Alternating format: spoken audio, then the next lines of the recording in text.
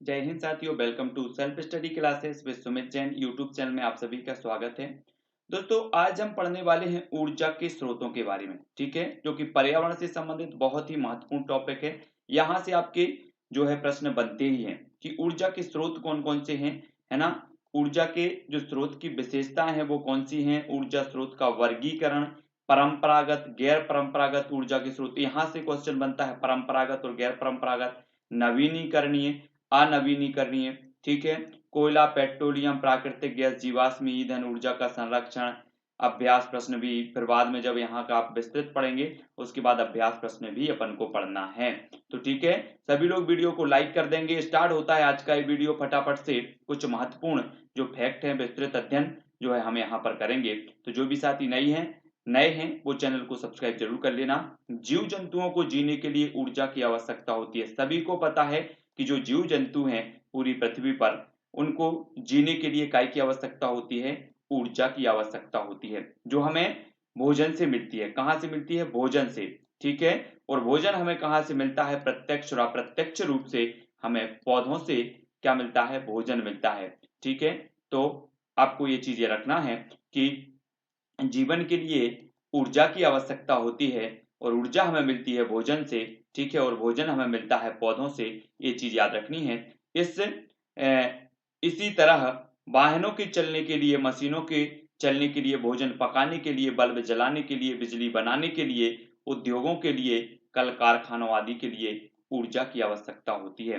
ठीक है, तो विभिन्न प्रकार के ये कार्य दिए हैं। इन सभी कार्यों को संचालित करने के लिए ऊर्जा की आवश्यकता होती है और ऊर्जा सभी को अलग अलग रूपों में प्राप्त होती है। तो वो सारे के सारे हम जो देखेंगे, कोई गैस से प्राप्त करता है ना, कोई बिजली से प्राप्त करता है। तो अलग अलग जो है ऊर्जा के स्रोत हैं, कुछ नवीनीकृत हैं, कुछ अनवीनीकृत हैं, कुछ परंपरागत हैं, कुछ गैर परंपरागत हैं। तो इनके बारे में हम यहाँ पर देखेंगे। वाहनों के चलने के लिए पेट्रोल, डीजल, गैस से ऊर्जा मिलती है। भोजन पकाने के लिए लकड़ी, कोयला जो है, उपले, गैस आदि से ऊर्जा मिलती है। बिजली बनाने के लिए ऊर्जा के स्रोत हैं कोयला, पानी, सूरज का प्रकाश, है ना, पवन ऊर्जा। कल कारखाना उद्योगों में कोयला, डीजल, बिजली से जो है ऊर्जा मिलती है। तो ये सारी की सारी चीजें हैं कि जो है जो बिजली बनाने के लिए कुछ ऐसे स्रोत हैं जिनसे बिजली बनाई जाती है। अगर आपसे पूछा जाए कि निम्न में से बताइए कौन सा बिजली बनाने से संबंधित स्रोत नहीं है या फिर है, तब आपको पता होनी चाहिए कोयला, पानी, सूरज का प्रकाश, ये सभी बिजली बनाने के स्रोत हैं। ठीक है, ऊर्जा के स्रोत देख लेते हैं दोस्तों। हमने देखा कि हमें ऊर्जा लकड़ी, कोयला, पेट्रोल, डीजल, सूर्य, पवन, जल आदि से प्राप्त होती है। ये तो सभी को पता है। ठीक है, ये ऊर्जा के स्रोत हैं। वह पदार्थ जिसमें हम लंबे समय तक आवश्यक ऊर्जा प्राप्त कर सकते हैं, ऊर्जा का स्रोत कहलाता है। ये चीज तो आपको समझ में आ गई, क्लियर भी हो गई होगी। देख लेते हैं दोस्तों ऊर्जा के स्रोत की विशेषताएं। ऊर्जा के स्रोत की प्रमुख विशेषताएं हैं, ये प्रचुर मात्रा में उपलब्ध होनी चाहिए, इनका भंडारण, संवहन और प्रयोग आसान होना चाहिए, ये सस्ते होनी चाहिए, इनका ऊष्मीयमान अधिक होना चाहिए, है ना, इनसे हानिकारक गैसों की उत्पत्ति नहीं होनी चाहिए। तो ये क्या है? ऊर्जा के स्रोतों की विशेषताएं हैं जो आपको पता होनी चाहिए। अगर आपसे क्वेश्चन पूछा जाता है कि निम्न में से बताइए कौन सा ऊर्जा के स्रोतों की विशेषताएं नहीं है, तो आपको पता होनी चाहिए नहीं है या फिर हैं। ठीक है, ऊर्जा के स्रोतों के वर्गीकरण देखेंगे। वर्गीकरण किस प्रकार से किया गया है? ऊर्जा के स्रोतों को दो आधार पर वर्गीकृत किया गया है दोस्तों। सबसे पहले बात करें तो समय ऊर्जा के स्रोत कितने समय से उपयोग में होते हैं। उपयोग एक बार हो जाने के बाद उनका दोबारा उपयोग किया जा सकता है। समय के आधार पर ऊर्जा के स्रोत के दो प्रकार होते हैं। एक तो होता है दोस्तों परंपरागत स्रोत और एक होता है गैर परंपरागत स्रोत। तो सबसे पहले हम इनका उपयोग बहुत लंबे समय से हो रहा है। जो परंपरागत स्रोत हैं, है ना, उनका जो उपयोग है बहुत लंबे समय से हो रहा है। जैसे बात करें उदाहरण में कोयला, पेट्रोल, गैस, पवन, है ना, पवन ऊर्जा, पनबिजली, लकड़ी और उपले, ये जो है परंपरागत ऊर्जा के स्रोत आते हैं। अब यहां से क्वेश्चन आपसे पूछा जाएगा, निम्न में से बताइए कौन सा ऊर्जा का परंपरागत स्रोत है। तो आपको पता होनी चाहिए कि कोयला, पेट्रोल, गैस, पवन, है ना, पवन ऊर्जा, पनबिजली, लकड़ी, उपले, ये सभी क्या है? परंपरागत हैं। ठीक है। तो इनको आपको याद करना है, ये जितने भी परंपरागत स्रोत हैं इनको याद कर लेंगे। क्वेश्चन यहाँ से एक क्वेश्चन जरूर पूछा जाएगा कि कौन सा परंपरागत है और कौन सा गैर परंपरागत है। ठीक है, बात कर लेते हैं गैर परंपरागत की। तो इनका उपयोग कुछ समय से ही हो रहा है।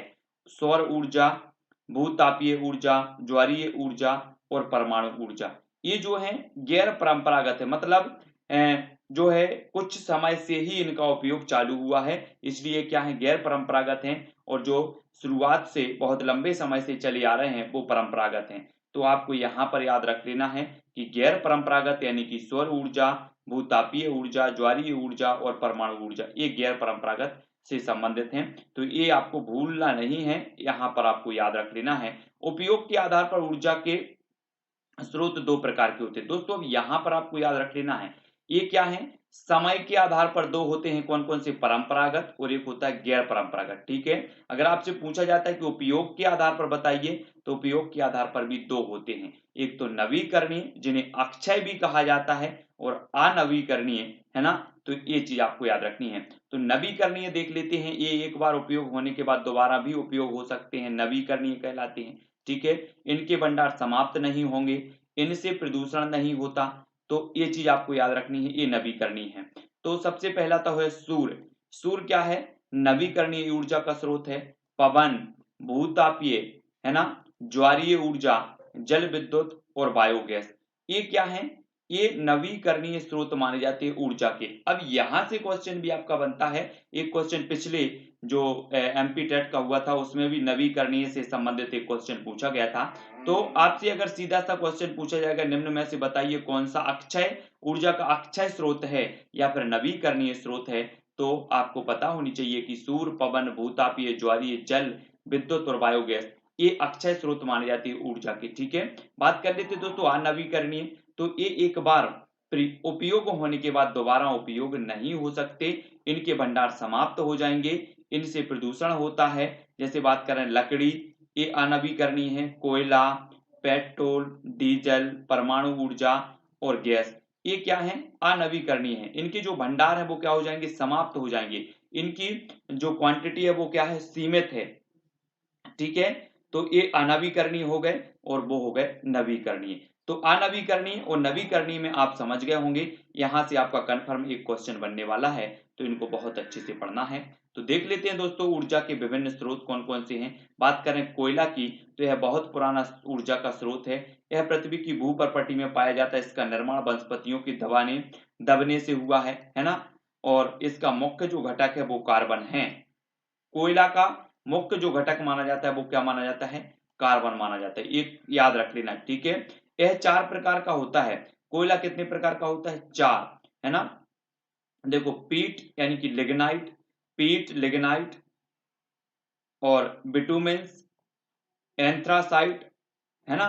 तो ये जो है अलग अलग के जो प्रकार हैं, एक तो पीट है, लिग्नाइट है, बिटुमेंस है और एंथ्रासाइट है। इनको आपको याद रख लेना है, ठीक है। ये कोयला के प्रकार हैं, चार प्रकार का होता है। ठीक है, तो ये सभी लोग याद रखेंगे।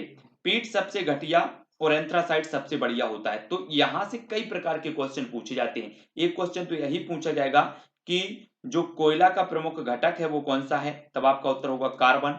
ठीक है, चार प्रकार के कोयला कितने प्रकार का होता है, ठीक है, तो होता है कितने प्रकार का, चार प्रकार का। ठीक है, निम्न में से कौन सा कोयले का प्रकार नहीं है, ये भी पूछा जाएगा, तो ये आपको पता होनी चाहिए। और सबसे बढ़िया जो कोयला होता है वो कौन सा होता है, तो वो होता है कौन सा, एंथ्रासाइट। और सबसे घटिया जो होता है वो कौन सा होता है, पीट। ये क्वेश्चन भी आपसे यहां से बनते हैं, तो इनके लिए आपको तैयार रहना है और उत्तर बताना है। सबसे ज्यादा उपयोग बिटुमेंस कोयले का होता है, ये भी चीज याद रखेंगे। अगर आपसे पूछा जाए कभी कि सबसे ज्यादा उपयोग कौन से प्रकार के कोयले का होता है, तो वो होता है बिटुमेंस प्रकार के। तो ये चीज भी सभी को याद रखनी है, ठीक है। तो अब हमें देखना है दोस्तों कोयले के उपयोग। कोयले के उपयोग क्या हैं, ठीक है। तो इसका उपयोग खाना पकाने के लिए होता है। इसका उपयोग ताप बिजली घरों में होता है। इससे कोक, कोल तार और कोल गैस प्राप्त किया जाता है। विश्व में चीन कोयले का अग्रणी उत्पादक देश है। भारत में पश्चिम बंगाल, है ना, में रानीगंज और झारखंड में झरिया, धनबाद, बोकारो प्रमुख उत्पादक राज्य हैं। और अगर बात करें मध्य प्रदेश की, तो मध्य प्रदेश में शहडोल, शहडोल में क्या है, कोयले की खान है, तो ये भी याद रखना है, मध्य प्रदेश में शहडोल में निकलता है। और भारत में एंथ्रासाइट कोयला जम्मू और कश्मीर में मिलता है। एंथ्रासाइट कोयला जो सबसे बढ़िया कोयला माना जाता है, ये कहाँ मिलता है, जम्मू कश्मीर में मिलता है। पश्चिम बंगाल में रानीगंज और झारखंड में झरिया, धनबाद और बोकारो में। ठीक है, ये चीज याद रखनी है। और चीन जो है कोयले के मामले में अग्रणी उत्पादक है, ये चीज भी याद रखेंगे। ठीक है, कोयले के प्रकार देख लेते, कार्बन की मात्रा, पीट में 30%, लिग्नाइट में 38 से 40%, बिटुमेंस में 65 से 70 और एंथ्रासाइट में 94 से 98%। तो सबसे अच्छा माना जाता है एंथ्रासाइट। ठीक है, ये तो याद रख लेना, ये कोयले के 4 प्रकार हैं, इनको सभी लोग याद रखेंगे। बात करेंगे दोस्तों पेट्रोलियम या फिर कच्चा तेल, है ना। यह गाढ़े रंग का काला बदबूदार द्रव्य होता है। ये देखो यहाँ पर, ये है आपका पेट्रोलियम और ये काले रंग का गाढ़ा बदबूदार द्रव्य होता है। यह जमीन के नीचे वनस्पतियों एवं जीव जंतुओं के दबने से बनता है। इससे कई सारे उत्पाद मिलते हैं, जैसे मोम, स्नेहक, ग्रीस, डीजल, पेट्रोल, मिट्टी का तेल, पेट्रोल और गैस। इसलिए इसको काला तरल सोना भी कहा जाता है। अगर आपसे कभी पूछा जाए कि काला तरल सोना किसे, काला सोना या फिर तरल सोना किसे कहा जाता है, तो आपका उत्तर क्या हो जाएगा, पेट्रोलियम, कच्चे तेल को। ठीक है, ये चीज याद रखेंगे, है ना। इससे उत्पाद प्राप्त करने के लिए इसको रिफाइनरी यानी कि तेल शोधन कारखाना, परिष्करणशाला में क्या किया जाता है, इसको परिष्कृत किया जाता है, भेजा जाता है, जहां प्रभाजी आसवन के द्वारा इससे विभिन्न उत्पाद जो है प्राप्त किए जाते हैं। नोट करना है, यहां पर आपसे पूछा जाएगा कि जो कच्चा तेल है ना, इसे जो रिफाइनरी तेल शोधन कारखाना में किसके द्वारा इसे शुद्ध किया जाता है, तो आपका उत्तर क्या हो जाएगा, प्रभाजी आसवन।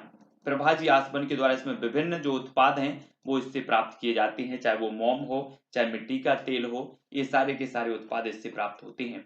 भारत में प्रमुख परिष्करण शालाएं पानीपत, मथुरा, बरौनी, डिगबोई, बड़ोदरा, भड़ौच, कोच्चि और मंगलूर में स्थित हैं।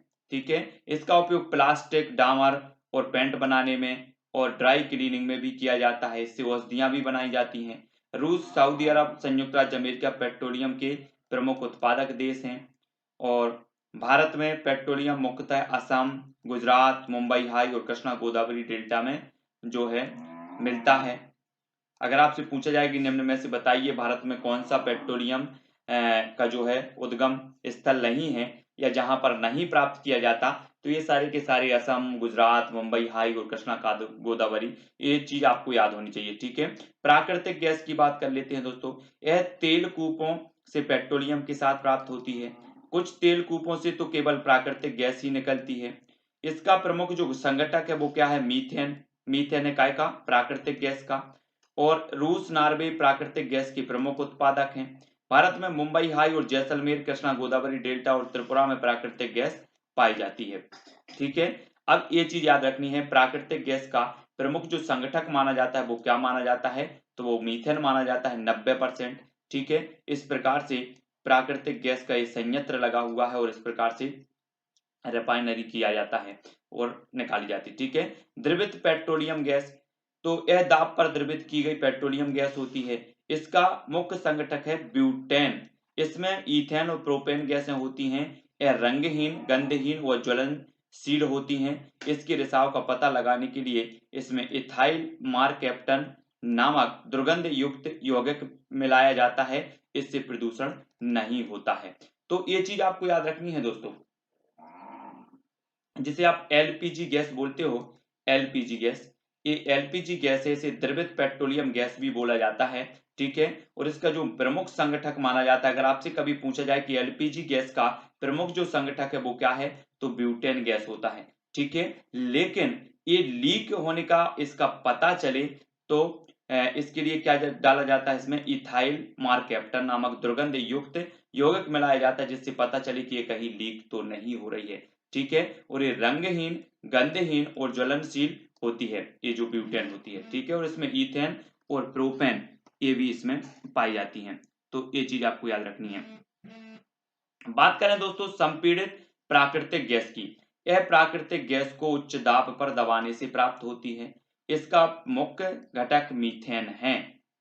काय का संपीड़ित प्राकृतिक गैस का मुख्य घटक क्या है? मीथेन है। अभी हमने एलपीजी का पढ़ा था तो ब्यूटेन थी, लेकिन संपीड़ित प्राकृतिक गैस की बात आती है तो मीथेन है। यह वाहनों में ईंधन के रूप में प्रयोग की जाती है, इससे प्रदूषण नहीं होता क्योंकि इसके जलने पर धुआं नहीं निकलता। इसका उपयोग उद्योगों में भी होता है। ठीक है, तो ये संपीड़ित प्राकृतिक गैस यानी कि सीएनजी ये चीज आपको याद रखनी है। और आपको पता होगा कि 2009 में सीएनजी से चलित बसों का जो है वो किया गया है, उद्घाटन किया गया है, बसें चलाई जा रही हैं क्योंकि प्रदूषण को रोका जा सके। ठीक है, तो ये चीज भी याद रखनी है। और सीएनजी गैस का जो मुख्य संगठक होता है वो होती है मीथेन गैस। ठीक है, ये याद रखना है। बात कर लेते दोस्तों जीवाश्म ईंधन की, है ना। वे ईंधन जो पृथ्वी के अंदर पौधों और जानवरों के अवशेषों पर ताप और दाब के प्रभाव से बनते हैं, जीवाश्म ईंधन कहलाते हैं। ठीक है, इनको बनाने में हजारों साल लग जाते हैं। यह अवसादी चट्टानों में पाए जाते हैं और इनका निक्षेप एक दिन खत्म हो सकता है, इसलिए हमें इनका उपयोग कैसा करना चाहिए? उचित रूप से करना चाहिए, है ना। प्रमुख जीवाश्म जो ईंधन है वो कौन से हैं? एक तो कोयला है, पेट्रोलियम है, प्राकृतिक गैस है, ये जीवाश्म ईंधन है। यहाँ एक पॉइंट आया है दोस्तों, आपसे अगर क्वेश्चन बने, यहाँ से आपके दो क्वेश्चन बनेंगे। कौन कौन से? एक तो बनेगा कि जीवाश्म जो ईंधन है वो किन चट्टानों में पाया जाता है, तब आपका उत्तर होगा अवसादी चट्टानों में पाया जाता है। दूसरा, निम्न में से बताइए कौन सा जीवाश्म ईंधन नहीं है, तब आपको पता होनी चाहिए कि कोयला जीवाश्म ईंधन है, पेट्रोलियम जीवाश्म ईंधन है, प्राकृतिक गैस भी जीवाश्म ईंधन है। तो एक एक चीज, एक एक शब्दों पर आपको गौर करना है और सारे के सारे प्रश्नों को क्लियर करना है। जल विद्युत पन बिजली ऊर्जा, इस प्रकार से देखें ये कैसे टरबाइन लगाई जाती हैं जिससे ऊर्जा का उत्पादन होता है, जल विद्युत ऊर्जा जिसे कहा जाता है। नदियों के ऊपर बांध बनाकर जल को इकट्ठा किया जाता है, इकट्ठे जल को टरबाइन पर गिराया जाता है जिससे टरबाइन चलता है और बिजली बनती है।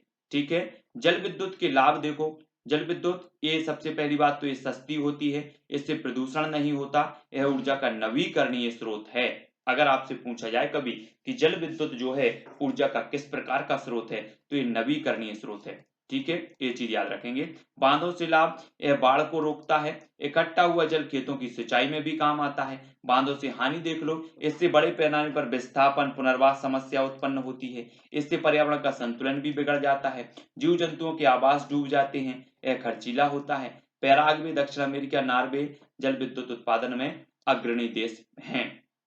तो ये बांधों से कुछ लाभ भी हैं तो कुछ हानियां भी हैं। भारत के कुछ प्रमुख जल विद्युत केंद्र देख लो, यहाँ पर दामोदर घाटी निगम, कई बांध हैं। दामोदर झारखंड, है ना, ये झारखंड में है। हालांकि जो दामोदर है इसे बंगाल का शोक कहा जाता है, ये तो सभी लोगों को पता है कि किस नदी को बंगाल का शोक कहा जाता है, तो दामोदर को कहा जाता है ना। और बंगाल भाखड़ा नांगल भारत का सबसे ऊंचा, सतलज, है ना, सतलज एक गुरुत्वीय बांध माना जाता है, सबसे ऊंचा गुरुत्वीय बांध है सतलज, हिमाचल प्रदेश पंजाब में है ये। और रेहंद, ये रेहंद परियोजना रेहंद उत्तर प्रदेश में है। ठीक है, हीराकुंड विश्व का सबसे लंबा बांध है, ये मिट्टी का बना हुआ सबसे लंबा बांध है हीराकुंड, महानदी पर बना है, उड़ीसा में है। ठीक है, नागार्जुन ये कृष्णा नदी पर है, आंध्र प्रदेश में। और बगलेहार ये चिनाब नदी जम्मू कश्मीर में है। सरदार सरोवर ये नर्मदा नदी पर बना हुआ है मध्य प्रदेश और गुजरात की ये संयुक्त परियोजना है। ठीक है, सरदार सरोवर नर्मदा नदी पर,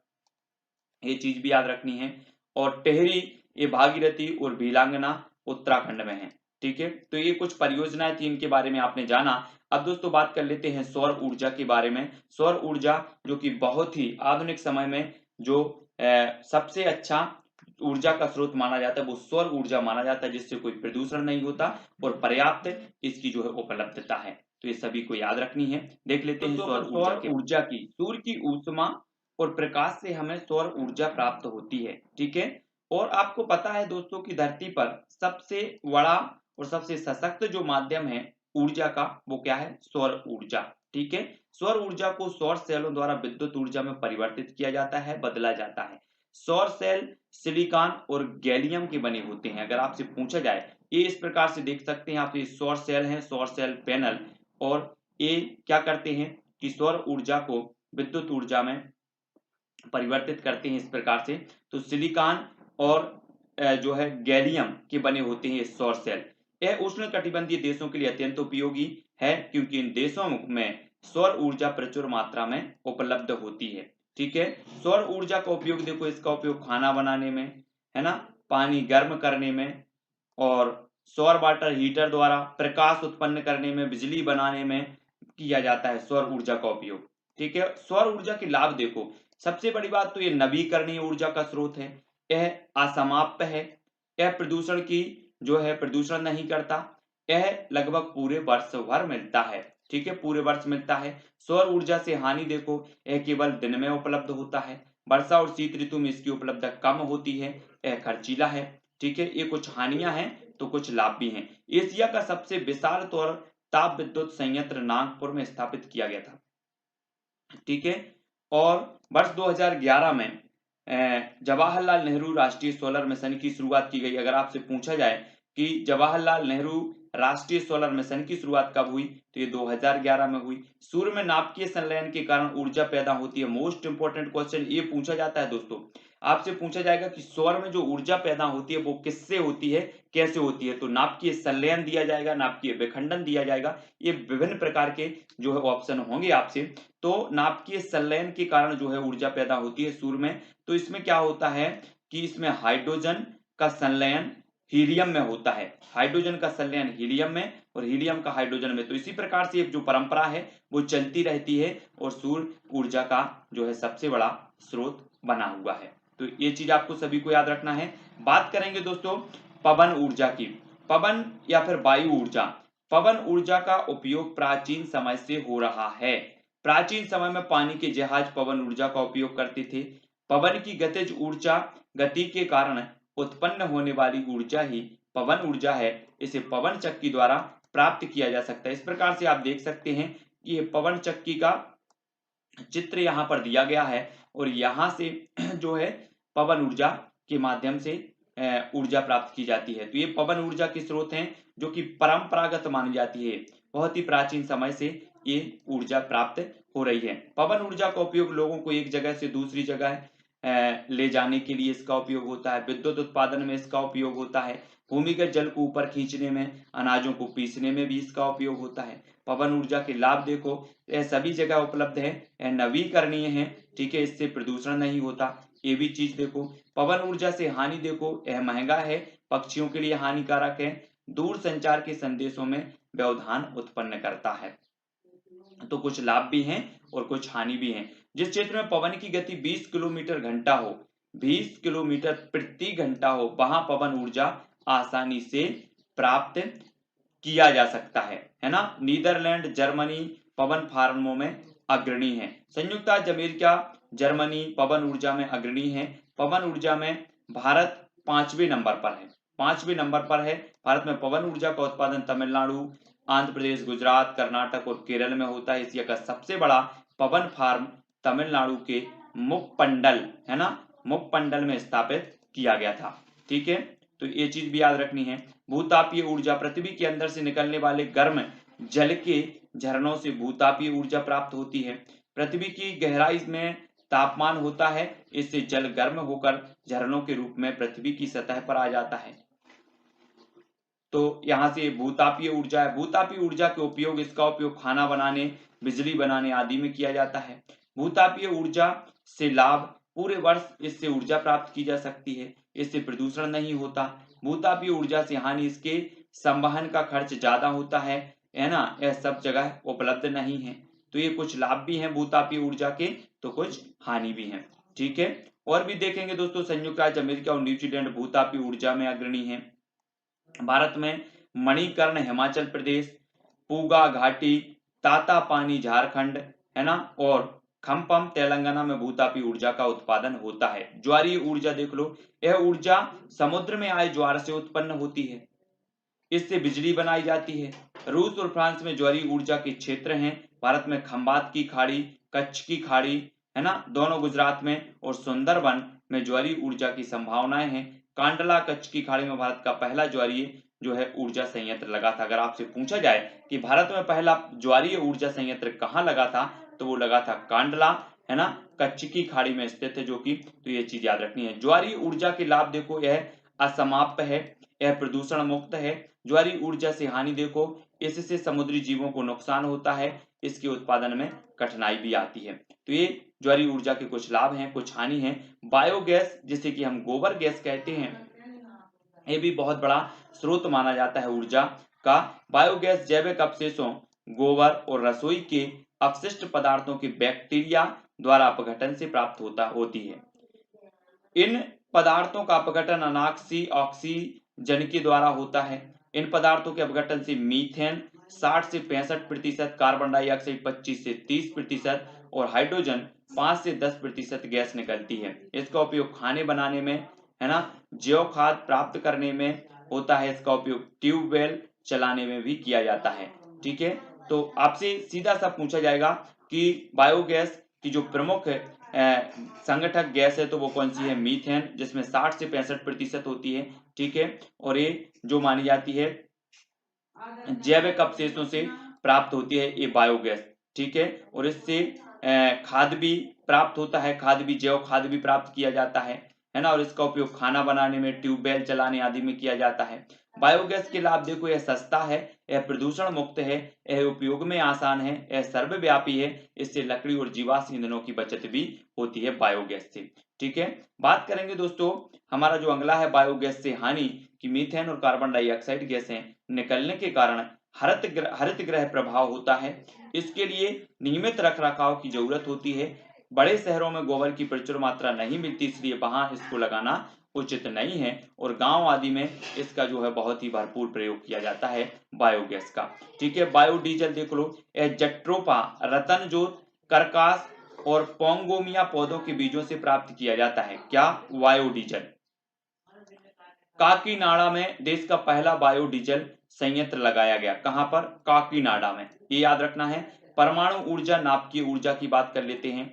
परमाणु ऊर्जा या फिर नाभिकीय ऊर्जा, यह नाभिकीय रिएक्टरों में यूरेनियम और थोरियम धातुओं के नाभिकीय विखंडन द्वारा प्राप्त किया जाता है। इससे अत्यधिक मात्रा में बिजली उत्पादित की जाती है परमाणु ऊर्जा से। ठीक है, यह बहुत खर्चीला है और प्रदूषण भी पैदा करता है। इससे एक्स किरणें और वाय किरणें, जिन्हें की गामा किरणें जैसी अत्यंत हानिकारक किरणें निकलती हैं, जिनसे आनुवांशिक विषमताएं हो सकती हैं और कैंसर जैसी बीमारियां भी हो सकती हैं। ठीक है, संयुक्त राज्य अमेरिका परमाणु ऊर्जा में अग्रणी है। यूरेनियम का खनन जादूगोड़ा झारखंड में होता है। थोरियम केरल के मोनेजाइट बालुओं में पाई जाती है। तो ये चीज याद रखनी है, अगर आपसे पूछा जाए कि निम्न में से बताइए यूरेनियम कहां पर जो है मिलता है, तो झारखंड के जादूगोड़ा में। थोरियम कहां पर मिलता है, तो केरल के मोक्जाइट बालुओं में ये उत्पन्न किया जाता है। ठीक है, ये चीज याद। तो यहाँ पर देखेंगे दोस्तों भारत के प्रमुख परमाणु केंद्र जो है वो देखो, तारापुर कहां पर है? मुंबई महाराष्ट्र में। ठीक है, नरोरा कहां पर है? बुलंदशहर में, उत्तर प्रदेश। काकरापारा ये सूरत गुजरात में है। कैगा कर्नाटक में है। कलपक्कम चेन्नई में है। ठीक है, और कोडनकलम ये तमिलनाडु और रावत भाटा कोटा में है। दोस्तों भारत का जो प्रथम परमाणु केंद्र है वो तारापुर है। एक क्वेश्चन कई बार पूछा गया और ये मुंबई में है। ठीक है, काकरापारा, कलपक्कम, कोडनकलम, इनको याद रख लेना। रावत भाटा भी पूछा जाता है। ठीक है, ये परमाणु केंद्र कहां पर है ना? तो ये सारे के सारे आपको केंद्र जो हैं उनको याद करते चलना है और अपना अध्ययन को सुदृढ़ बनाते चलना है। ऊर्जा क्या है? किसी वस्तु के काम करने की क्षमता को उस वस्तु की ऊर्जा कहते हैं। ऊर्जा दो प्रकार की होती है, एक तो होती है गतिज ऊर्जा, है ना, किसी वस्तु की गति के कारण पैदा हुई ऊर्जा को क्या कहते हैं? गतिज ऊर्जा कहते हैं। ठीक है, जैसे मान के चलो कि बांध से जो टरबाइन लगी होती है, टरबाइन में गति होती है और उससे जो ऊर्जा प्राप्त होती है वो क्या है? गतिज ऊर्जा है।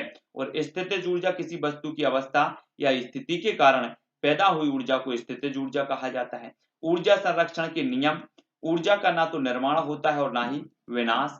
ऊर्जा का एक रूप से दूसरे रूप में स्थानांतरण होता है।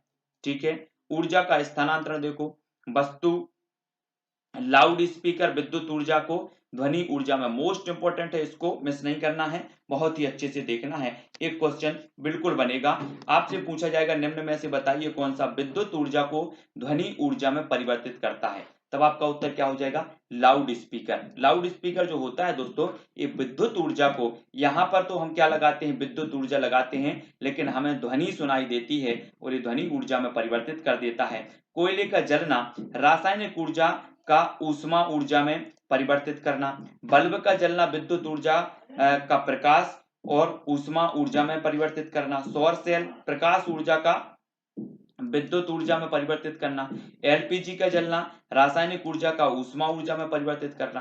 तो ये अलग अलग स्रोत हैं जो आपके एग्जाम में प्रश्न पूछे जाएंगे। ऊर्जा का एसआई मात्रक है क्या है? जूल। अगर आपसे पूछा जाए कि ऊर्जा का एसआई मात्रक क्या है, तब आपका उत्तर क्या होनी चाहिए? जूल है। ठीक है। रॉकेट में प्रयोग होने वाली ऊर्जा के स्रोत देखो, द्रवित ऑक्सीजन या द्रवित हाइड्रोजन या फिर हाइड्रोजन पेरोक्साइड। ठीक है। रॉकेटों के प्रयोग होने वाली ऊर्जा के स्रोत माने जाते हैं। अब दोस्तों यहां पर हमने बहुत सारा अध्ययन किया। अब कुछ जो प्रश्न है ऊर्जा से संबंधित, उनको आपको जो है उत्तर बताना है। उनके सभी लोग उत्तर बताएंगे, बहुत ही महत्वपूर्ण है। ठीक है। सभी लोगों को फटाफट से उत्तर बताना है। सभी लोग तैयार हैं? तैयार हैं तो स्टार्ट करते हैं दोस्तों ये प्रश्न और उत्तर। चलिए, तो पहला प्रश्न, एक अच्छे ऊर्जा के स्रोत के निम्न विशेषताओं पर विचार करना है। यह प्रचुर मात्रा में उपलब्ध होना चाहिए, यह सस्ता होना चाहिए, इसका भंडारण संवहन एवं प्रयोग आसान होना चाहिए, इसका ऊष्मीय मान कम होना चाहिए, इससे हानिकारक गैसों की उत्पत्ति नहीं होनी चाहिए। तो हमें विशेषताओं पर विचार करना है यहाँ पर कि उपरोक्त कथनों में से कौन सा कथन असत्य है। असत्य बताना है एक अच्छे ऊर्जा के स्रोत के बारे में। तो जल्दी से बताएं। ए आपके 4 विकल्प दिए हैं नीचे, प्रश्न क्रमांक 1 का उत्तर हमें बताना है। तब आपका बिल्कुल सही जो आंसर हो जाएगा दोस्तों, आप कमेंट में जरूर बताया करें, विकल्प नंबर जो बी है, वी, यानी कि इसका ऊष्मीय मान कम होना चाहिए। कैसा होना चाहिए? कम होना चाहिए। तो ये जो है वो असत्य है ऊर्जा के संबंध में, ऊर्जा स्रोतों के संबंध में। निम्न में से कौन परंपरागत ऊर्जा के स्रोत हैं? कौन है? कोयला, पवन, लकड़ी या फिर सभी? ऊर्जा की परंपरागत बताना है। अभी हमने पढ़े हैं गैर परंपरागत और परंपरागत। ठीक है। तो प्रश्न क्रमांक 2 का उत्तर बताना है, और 2 का जो उत्तर हो जाएगा कि परंपरागत जो होते हैं, पवन ऊर्जा भी होती है, कोयला ऊर्जा और लकड़ी से प्राप्त ऊर्जा, ये सभी परंपरागत ऊर्जा के स्रोत हैं। प्रश्न क्रमांक 2 का आंसर डी नंबर हो जाएगा। अगला क्वेश्चन देख लेते हैं दोस्तों। अगला क्वेश्चन है कि परमाणु ऊर्जा है, तो परमाणु ऊर्जा क्या है? यहां पर आपको बताना है उत्तर। परमाणु ऊर्जा क्या है? अनवीकरणीय है, गैर परंपरागत है, परंपरागत है या फिर दोनों है? परमाणु ऊर्जा क्या है? प्रश्न क्रमांक अपना है कौन सा? 3, और 3 का उत्तर जल्दी से आप कमेंट में लिखेंगे। क्या हो जाएगा राइट आंसर? तो आपका बिल्कुल सही आंसर हो जाएगा दोस्तों कि जो परमाणु ऊर्जा है ये अनवीकरणीय है और गैर परंपरागत है। यानी कि जो विकल्प नंबर आपका डी है, ये सबसे पहली बात तो ये अनवीकरणीय है, दूसरी बात ये गैर परंपरागत है, और डी नंबर आपका यहाँ पर बिल्कुल सही होगा। अगला क्वेश्चन है दोस्तों अपना, वो निम्न में से किस कोयले का सबसे ज्यादा उपयोग किया जाता है? देखो हमने पढ़ा था कि एंथ्रासाइड जो कोयला है वो सबसे अच्छा कोयला माना जाता है, लेकिन एक बाद में एक पॉइंट और पढ़ा था कि सबसे ज्यादा जो उपयोग किया जाता है वो किस कोयले का किया जाता है। तो प्रश्न क्रमांक 4 का जो आपका राइट आंसर हो जाएगा वो क्या हो जाएगा साथियों? वो हो जाएगा बिटुमेंस। बिटुमेंस प्रकार का जो कोयला होता है इसका सबसे ज्यादा प्रयोग किया जाता है, यानी कि जो सी नंबर है वो यहाँ पर बिल्कुल सही होगा। पश्चिम बंगाल का कौन सा क्षेत्र कोयला उत्पादन में अग्रणी है? झरिया, बोकारो, धनबाद या फिर रानीगंज? पश्चिम बंगाल का हमने अभी पढ़ा है, तो जल्दी से बताएं फटाक से उत्तर। सभी लोगों को उत्तर बताना है साथियों। तब आपका बिल्कुल जो राइट आंसर हो जाएगा वो क्या हो जाएगा? पश्चिम बंगाल की जब भी बात आती है तो आपका उत्तर होता है रानीगंज। रानीगंज पश्चिम बंगाल का ऐसा क्षेत्र है जहां पर कोयला का उत्पादन में अग्रणी है। जम्मू और कश्मीर में पाए जाने वाला कोयला कौन सा है? लिग्नाइट, एंथ्रासाइट, पीट या फिर बिटुमेंस? पूरा का पूरा हमने पढ़ा है, और एक एक चीज आपको यहाँ पर याद होनी चाहिए, बननी होनी चाहिए। जम्मू और कश्मीर में पाए जाने वाला जो कोयला है वो कौन सा है? एंथ्रासाइट। एंथ्रासाइट जो सबसे अच्छा माना जाता है वो कोयला कहां पर प्राप्त किया जाता है? जम्मू और कश्मीर में। निम्न में से काला सोना किसे कहा जाता है? कोयला को, गोबर को, पेट्रोलियम या इनमें से कोई नहीं? काला सोना आपको बताना है, कई बार एग्जाम में पूछा गया क्वेश्चन है, तो जल्दी से कमेंट में लिखें। सभी लोग कमेंट में लिखेंगे जितने लोग भी देख रहे हैं। तब आपका बिल्कुल सही आंसर हो जाएगा दोस्तों, काला सोना कहा जाता है पेट्रोलियम को, यानी कि जो विकल्प नंबर आपका बी है वो सही हो जाएगा। ठीक है। अब यहां से कंफ्यूज नहीं होना, कोयला काला होता है ये बिल्कुल सही बात है, लेकिन कोयले को काला सोना मतलब मान बैठना, क्योंकि जो पेट्रोलियम है ना, ये जो है जब प्रारंभिक रूप में जो इसकी अवस्था होती है वो बिल्कुल काला होता है, और जब इसका जो है शोधन किया जाता है तो ये पेट्रोलियम, मोमबत्ती अनेक उत्पाद इससे प्राप्त होते हैं। तो इसका जो बी नंबर है वो सही हो जाएगा। ठीक है, प्रभाजी आसवन संबंधित है तो किससे संबंधित है?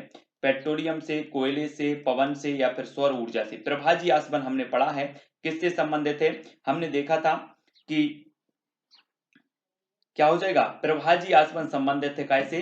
पेट्रोलियम से, है ना। तो ये नंबर आपका बिल्कुल यहाँ पर सही होगा। प्राकृतिक गैस का मुख्य संगठक कौन सा है? प्राकृतिक गैस का मुख्य संगठक बताना है, मीथेन, प्रोपेन, ब्यूटेन या फिर कार्बन डाइऑक्साइड। प्रश्न क्रमांक है अपना 9 और 9 का उत्तर बताना है, जल्दी से बताएं। तब आपका बिल्कुल सही आंसर क्या हो जाएगा? प्राकृतिक गैस का प्रमुख संगठक जो माना जाता है दोस्तों, वो माना जाता है, अधिकांश लोगों ने बिल्कुल सही आंसर बताया है, मीथेन, ए नंबर। ठीक है, अगला है वाहनों के लिए साफ सुथरा ईंधन है तो कौन सा है? पेट्रोल, एलपीजी, डीजल या फिर सीएनजी? वाहनों के लिए साफ सुथरा ईंधन बताना है 4 विकल्पों में से। तो प्रश्न क्रमांक है अपना 10 और 10 का आपका आंसर हो जाएगा कि जो सीएनजी गैस है, सीएनजी गैस वाहनों के लिए साफ सुथरा ईंधन माना जाता है जिससे किसी भी प्रकार का प्रदूषण नहीं होता। और डी नंबर यहां पर आपका बिल्कुल राइट आंसर हो जाएगा। ठीक है, अगले क्वेश्चन की ओर बढ़ते हैं कि निम्न में से कौन सा कथन सत्य है? सत्य कथन बताना है, कोयले का मुख्य घटक कार्बन होता है, बिल्कुल सत्य है। पेट्रोलियम का उपयोग प्लास्टिक और पेंट बनाने में किया जाता है ना। सीएनजी में इथाइल मार्केप्टन नामक दुर्गंध युक्त यौगिक मिलाया जाता है और एलपीजी का मुख्य घटक जो है वो ब्यूटन है। तो कौन सा सत्य है यहां पर बताना है, और इस प्रकार से आपके कूट दिए हैं, तो कौन सा कथन सत्य है आपको बताना है। प्रश्न क्रमांक 11 का आंसर क्या हो जाएगा? Right answer